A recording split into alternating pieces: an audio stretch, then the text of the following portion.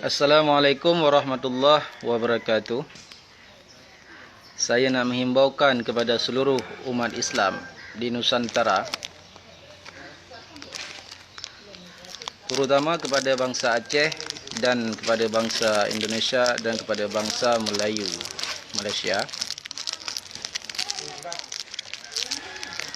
Saya ingin memberitahu kepada seluruh umat Islam yang berakidah tauhid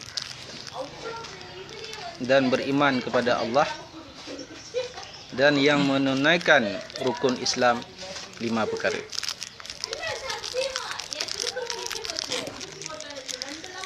Kenapa kita selaku umat Islam yang mengucap 2 kalimah syahadat, asyhadu an la ilaha illallah wa asyhadu anna Muhammadur Rasulullah, dan kehidupan kita di dalam dunia ini ada 2 himpunan. Himpunan pertama, la khaula wala quwata illa billahil aliyil azim. Tidak ada daya dan upaya melainkan dengan pertolongan Allah. Jadi bila saya tengok sekarang umat Islam sudah ramai yang takut dengan penyakit virus corona. Atas sebab alasan apa umat Islam takut kepada penyakit virus corona? Dikarenakan kebanyakan umat Islam sudah kena penyakit alwahan, penyakit cinta dunia, takut dengan mati. Ya. Bila umat Islam sudah takut dengan virus corona, bermakna umat Islam kebanyakan tidak lagi mempertauhidkan Allah dan Rasul, dan tidak pula mereka beriman kepada para malaikat, kepada untung baik dan untung jahat, dan kepada hari kemudian. Sekarang kita tengok berapa bodohnya kebanyakan orang Islam sampai kota Mekah, pusat kota Ahlussunnah wal Jamaah, tempat perhimpunan umat untuk menunaikan rukun haji. Raja Arab Saudi keturunan Yahudi. Raja Salman ni adalah keturunan Yahudi yang merampas Kaabah daripada tangan keturunan Rasulullah. Dan kota Mekah pun ditutup. Disebabkan apa ditutup kota Mekah? Apabila kota Mekah ditutup, tidak boleh orang Islam menunaikan rukun haji yang kelima, bermakna barang siapa yang berkiblat ke kota Mekah yang mengikuti Raja-Raja Salman yang berketurunan Yahudi, Dajjal, Freemason, bermakna mereka menolak rukun Islam yang kelima. Kalau mereka tidak boleh lagi menunaikan rukun haji yang kelima, bagus kalian tak payah solat lagi lah kalau macam tu.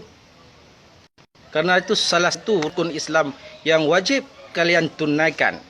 Disebab virus corona, umat Islam tak boleh menunaikan haji. Ada pula sebahagian orang Islam dikeluarkan fatwa jangan tak boleh lagi solat Jumaat berjamaah. Di mana dia orang belajar ini?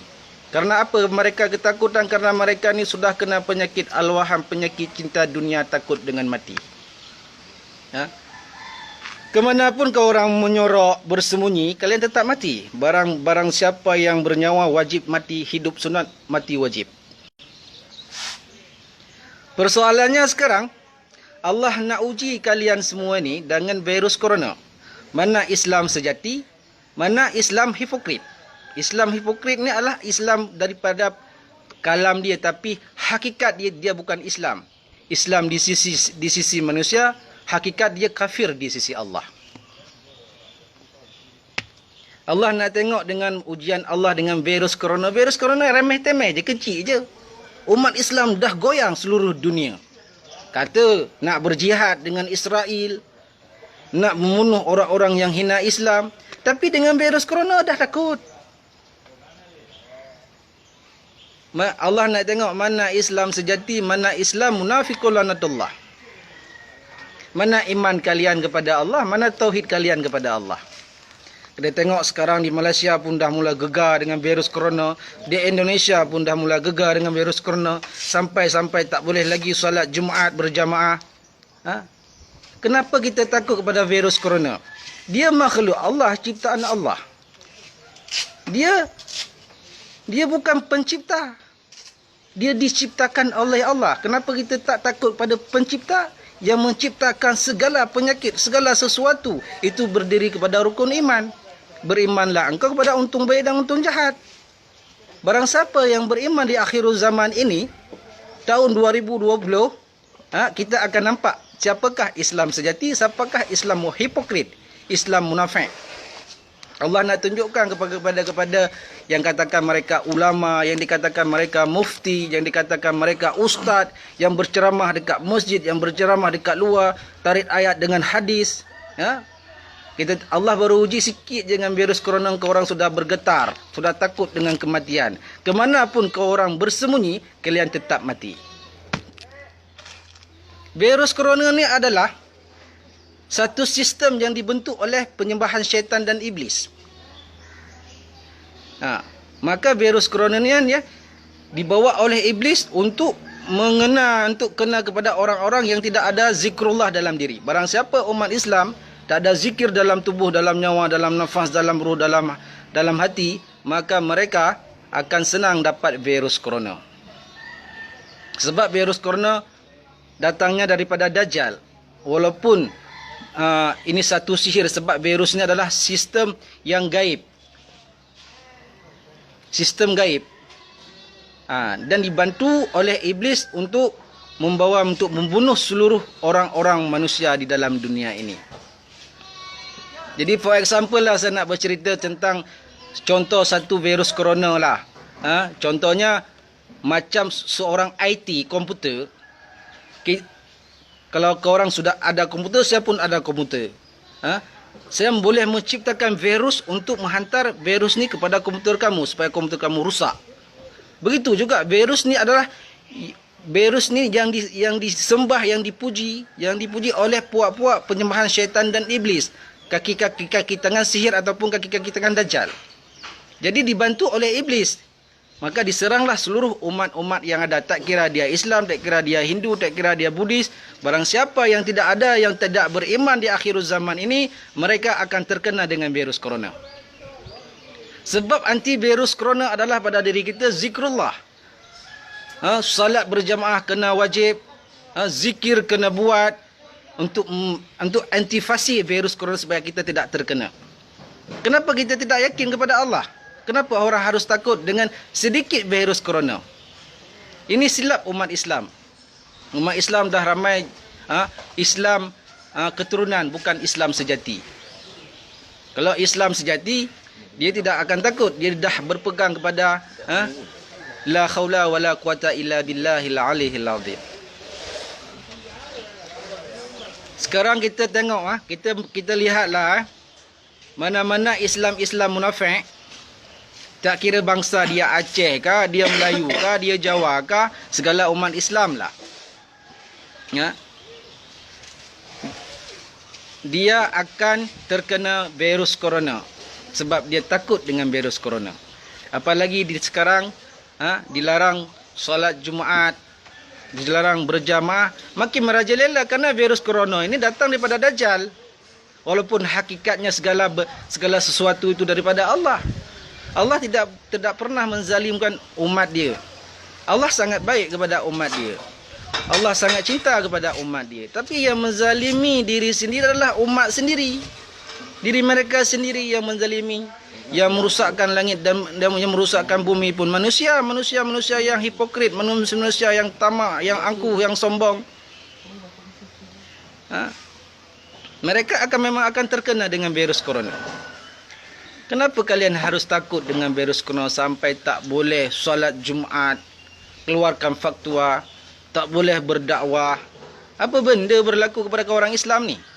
Nampak sangat Islam hipokrit, Islam munafikun lanatullah. Itu Dajjal, itu baru sihir Dajjal turun untuk menguji kalian, walaupun hakikatnya daripada Allah. Kita akan nampak, korang tengok Tengok mana-mana orang Islam yang takut dengan kematian, inilah Islam munafik. Allah nampakkan, Allah nak realkan kepada orang-orang Islam yang sejati. Biar orang-orang Islam yang sejati ditengok, oh ini Islam munafik. Ini ulama munafik, ini ustaz munafik, ini mufti munafik. Kenapa? Karena mereka tidak memiliki iman dan tauhid.